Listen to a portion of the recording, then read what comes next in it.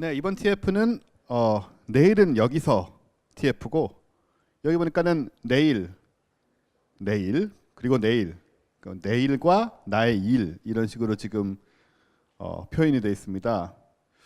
얼핏 보기에도 뭔가 일자리 관련된 얘기가 아닌가 생각이 되는데요. 역시 미래 일자리 팀장님이시군요. 박종일 팀장님 모시고 얘기 나눠보겠습니다. 나와주시죠.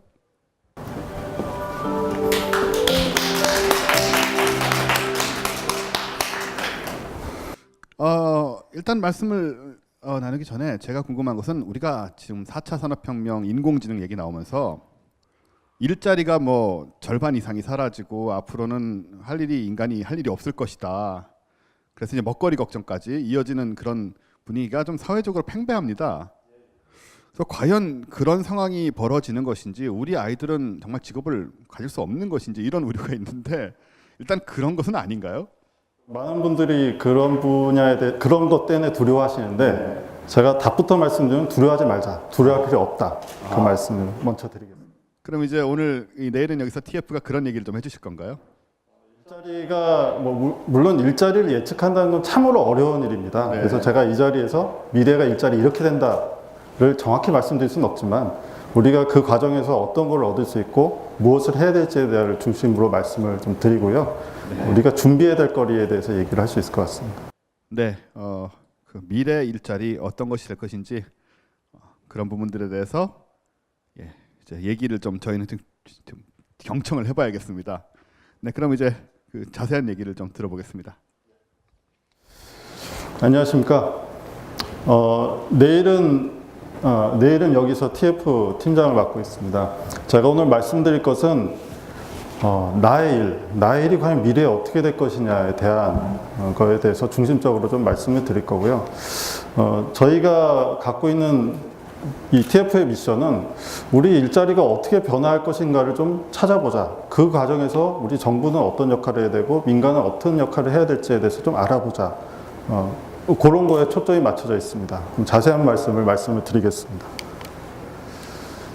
4차 산업혁명은 이미 우리 앞에 다가와 있습니다.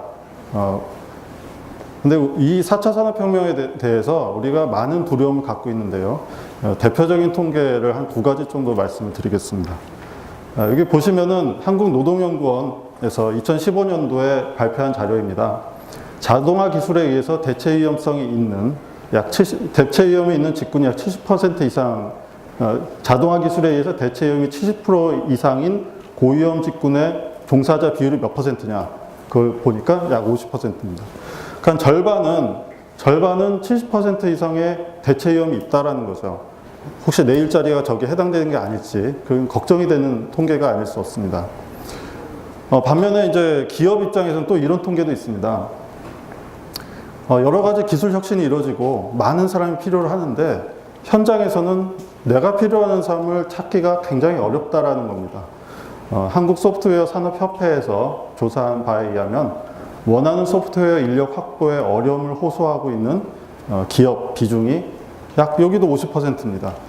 우리가 4차 산업혁명으로 인한 여러 가지 기술 변화로 인해서 근로자도 걱정을 하고 있고 기업도 걱정을 하고 있습니다. 그럼 여기서 우리는 무엇을 해야 될까 하는 것이죠. 하지만 제가 결론적으로 말씀드리면은 막연한 두려움은 하지 말자라는 겁니다. 막연한 두려움은 노후입니다. 우리가 보통 이렇게 생각을 합니다. 짐작을 할 때는 직업은 생성하고 소멸하는 거 아니냐. 내가 가지고 있는 직업이 그냥 없어지고 또 다른 직업이 뚝 하고 생기는 것이 아니냐. 보통 이렇게 생각을 하고요. 그와 관련된 여러 가지 보고 자료들도 있는 것이 사실입니다. 하지만 우리가 조금 더 생각을 해보면은 직업이 없어지는 건 아닙니다. 직업은 여기 나와 있지만 이동과 변화를 하는 것이고요. 그리고 직업 변화는 직무의 변화에 의해서 촉발된다라는 얘기입니다. 조금 어려운 말이긴 한데 여기를 잠깐 더 설명을 드리겠습니다. 우리가 보통 직업이라고 하는 것은 우리가 보통 일하고 있는 직업이라는 것은 그 안에 작은 일들로 구성이 되어 있습니다. 그걸 우리가 직무라고 표현을 합니다. 이 직무들은 기술이 변한다던가 아니면 사회 환경이 바뀐다던가 하면서 조금씩 변화를 하게 됩니다. 그 직무들이 바뀐다는 거죠. 그 직무들이 바뀌면은 이 직무들의 집합체인 직업이 바뀌게 되어 있습니다. 이 우리 4차 산업혁명에 인한 기술들도 바로 이런 역할들을 하게 될 겁니다. 우리가 하고 있는 여러 가지 직무들이 기술 변화에 따라서 그 직무들의 내용이 좀 바뀌게 되는 거죠. 그러면서 직업이 바뀌게 됩니다. 우리는 그 과정을 볼 때 마치 내가 하던 일이 없어지는 것 같이 생각이 드는 겁니다. 하지만 그렇지 않다라는 말씀을 드리겠습니다. 이게 사실은 이 실제 사례가 은행원에 대한 얘기입니다. 여기 사실 이제 자료가 이 뒤에 보시면은 은행에 대한 얘기가 있는데요. 옛날 좀 기억해 보시면 될 것 같습니다. 옛날에 90년대 또는 그 이전에 은행원을 생각해 보시면은 은행원이 어떻게 했습니까? 창고에 앉아가지고 여러 가지 대출 업무를 하고 그 다음에 실제 텔러 역할을 했습니다. 예금 대출과 송금을 하고 송금 계좌를 이체하고 각종 수납을 직접 은행원들이 직접 했습니다. 하지만 요즘에 은행원도 좀 달라졌습니다. 은행원들이 어떻게 됐냐면요. 물론 대출이나 이런 기존적인 예금 활동을 다 하지만 여기다 추가로 해서 신용 상품도 판매하고 여러 가지 리스크 관리도 하고 업무들이 바뀌었습니다. 그 과정에서 어떤 일이 있었냐면은 ATM기라는 기술의 혁신이 있었습니다. 예전에 예금 출납 업무를 다 해당 직원이 했다면은 어떻게 보면 그 간단한 일들이 ATM기가 그 역할을 하게 됐던 거죠. 그렇다고 은행원들의 직업이 없어지지 않았습니다. 은행원들은 오히려 증가했고요. 일이 바뀌었다는 거죠. 그 일이 예전에 출납 업무에서 금융까지 확대된 다양한 일로 바뀌었다는 겁니다. 거기에 대한 통계가 여기 나와 있습니다. 이거는 미국에서 나온 통계인데요. 이 파란색 선은 그 은행원들의 인원수고요. 그다음에 이 빨간색 선은 ATM기의 어떤 선이 되겠습니다. 보시면은 70년대부터 지금까지 ATM기는 기하급수적으로 올라갔습니다. 우리가 예전에 ATM기가 들어가면은 은행원들은 직장을 잃을 것이다 이런 얘기를 많이 했지만 그 의외로 은행원들의 수는 오히려 더 조금씩 증가했고요. 그 유지되고 있습니다. 이와 같은 것이 우리 직업 세계에서도 일어나고 있다는 것입니다. 그럼 직업은 어떻게 변화를 할까요? 저희가 여러 가지 고민해보면 크게 4가지 유형일 것 같습니다.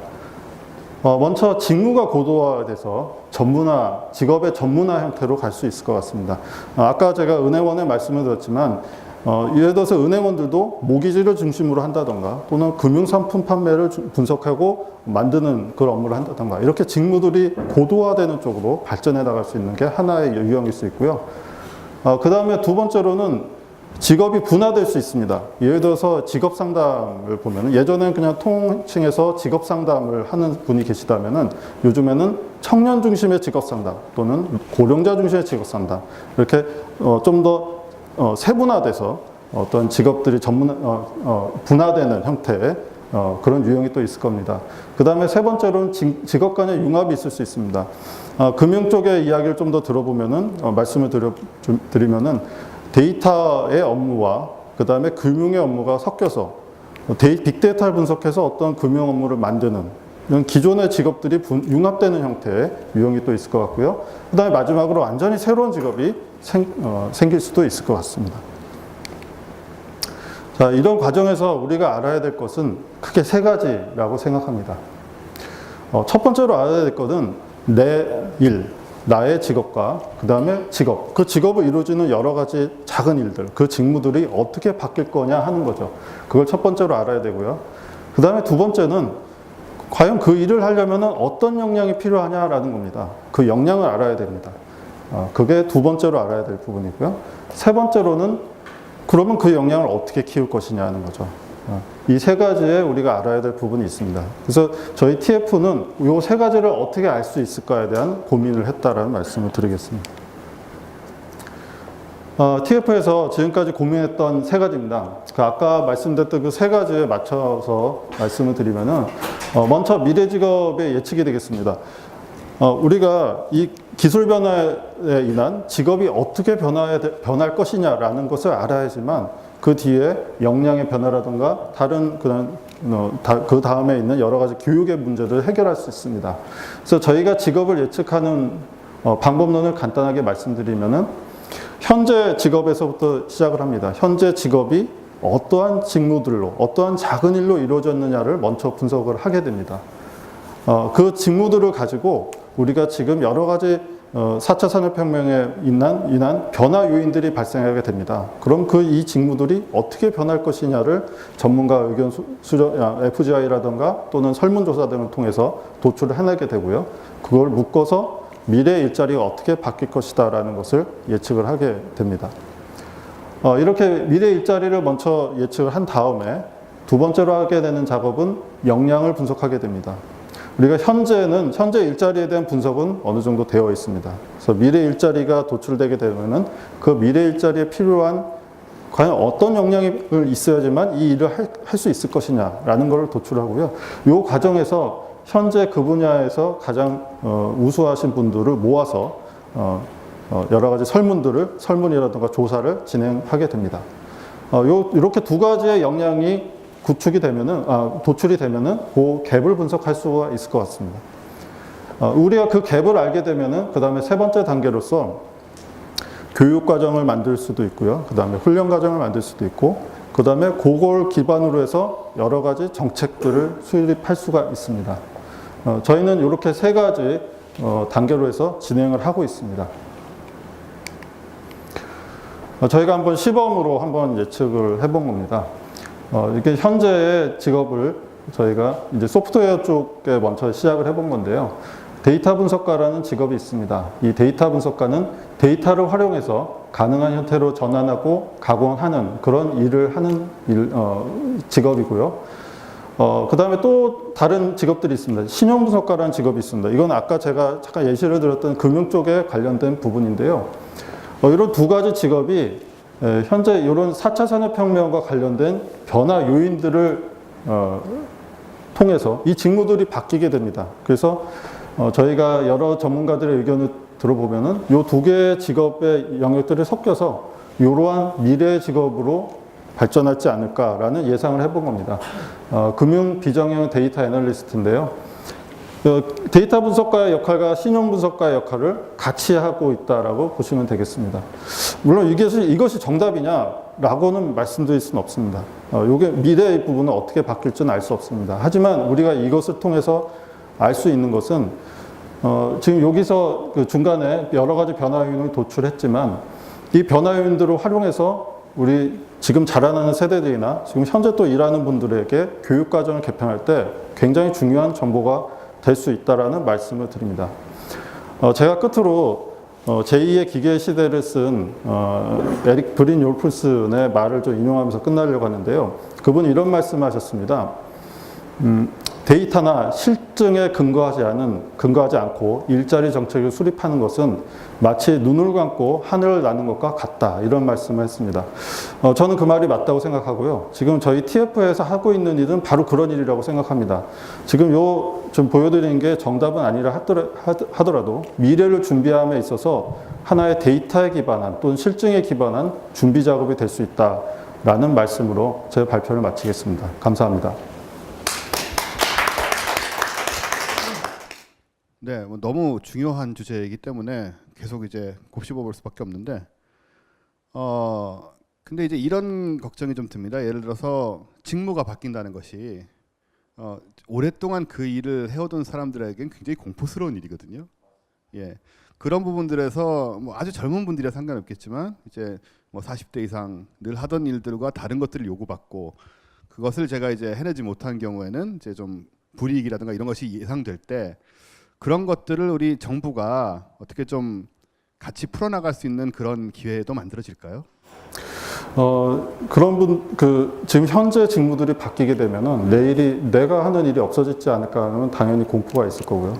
그거를 두려워하지 않도록 하는 역할을 정부에서 해야 됩니다. 그러기 위해서 저희가 이런 분석 결과를 바탕으로 해서 교육 훈련이라든가 그다음에 훈련 과정을 만들고요. 그 훈련을 하실 때 다른 지원을 할 수 있는 지원책을 플러스해서 마음 편하게 훈련에 집중하실 수 있도록 지원해 드릴 거고요. 네. 또 그렇게 되면은 더 좋은 일자리로 가실 수 있지 않을까. 그런 기회가 열리지 않을까. 네. 그렇게 생각을 합니다. 말씀하신 대로 이것이 정답은 아니더라도 같이 데이터를 기반으로 해서 계속 어떤 예상해 가는 것 이런 작업들이 가지는 의미는 굉장히 중요하다는 생각이 네. 예, 그래서 이제 열심히 해주셔서 저희가 앞으로 저희 아이들 직업에 대한 걱정이 우리가 지금 걱정하는 것 같이 이렇게 심각하지 않도록 뭐 걱정이야 언제나 있겠지만 그렇게 많이 준비해 주시면 감사하겠습니다. 네, 예, 미래 일자리 팀장 박종일 팀장님이었습니다. 감사합니다.